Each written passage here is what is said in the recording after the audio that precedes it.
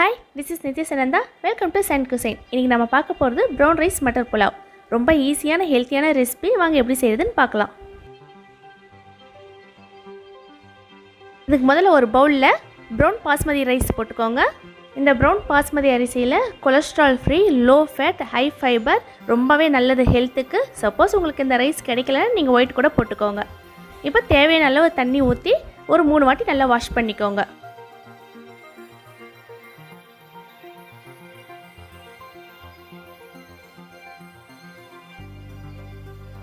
இப்போ நல்லா வாஷ் பண்ணியாச்சு. தேவையான அளவு தண்ணி ஊற்றி ஒரு 30 நிமிஷம் ஊற வச்சிடுங்க.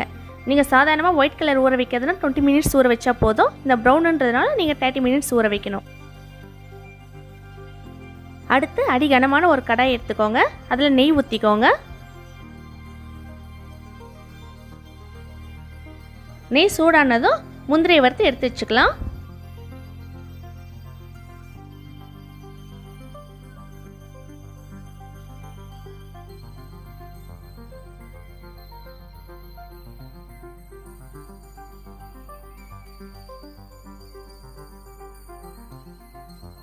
இப்போ இது கூடவே எண்ணெயை ஊற்றிக்கோங்க.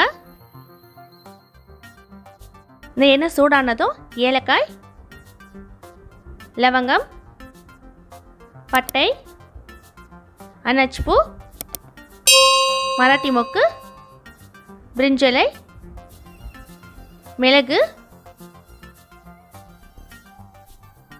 இது எல்லாமே லைட்டாக வறுத்துக்கோங்க.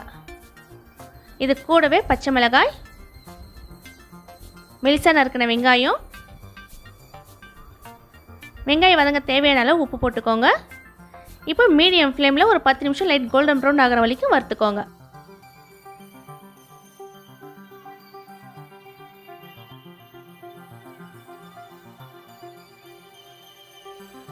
வெங்காயம் ஓரளவுக்கு வதங்கனதும் இஞ்சி பூண்டு விழுது போட்டுக்கோங்க. ஸ்மெல் போகிற வரைக்கும் ஒரு நிமிஷம் வதக்கினா போதும்.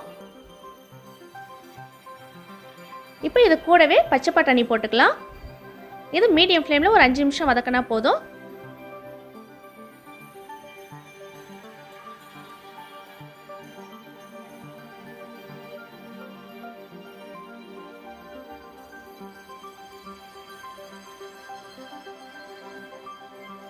இப்போ இதில் ஊற வச்ச பாஸ்மதி அரிசி சேர்த்துக்கலாம்.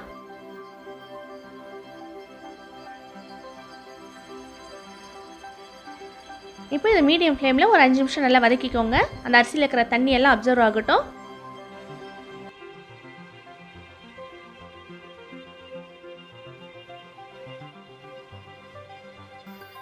இப்போ தண்ணி ஊற்றிக்கலாம். 1 கப் அரிசிக்கு 2 கப் தண்ணிங்க. தண்ணி நீங்கள் ரொம்ப அதிகமாக ஊற்றுனீங்கன்னா குழஞ்சி போயிடும் அரிசி. இப்போ இது எல்லாத்தையும் நல்லா கலந்து விட்டுக்கோங்க.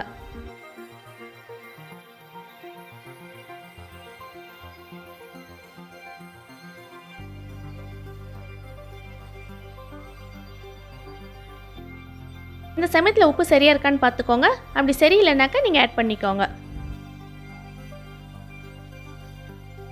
இப்போ இது எல்லாத்தையும் நல்லா கலந்து விட்டுக்கோங்க. மூடி போட வேண்டாம். இப்போ ஓப்பன்லேயே ஒரு 50% நல்லா அரிசி குக் ஆகட்டும்.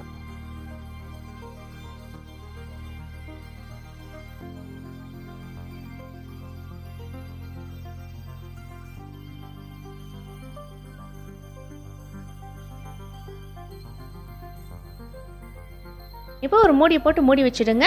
லோ ஃப்ளேமில் ஒரு 20 நிமிஷம் நல்லா குக் ஆகட்டும். 20 நிமிஷம் ஆனதும் ஸ்டவ் ஆஃப் பண்ணிவிடுங்க. இப்போ ஓப்பன் பண்ண வேணாம். ஒரு 10 நிமிஷம் அப்படியே ரெஸ்ட்லேயே இருக்கட்டும். இப்போ ஓப்பன் பண்ணி பார்க்கலாம்.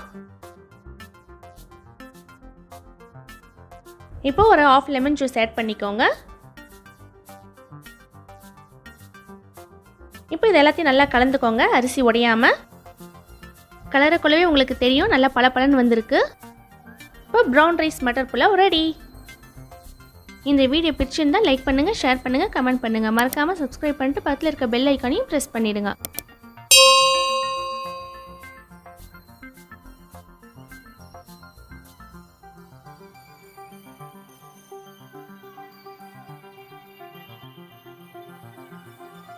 சர்வ் பண்ணுறதுக்கு முன்னாடி நம்ம வறுத்து வச்ச முந்திரி இருக்கு இல்லையா, இப்போ இதை சேர்த்துக்கலாம்.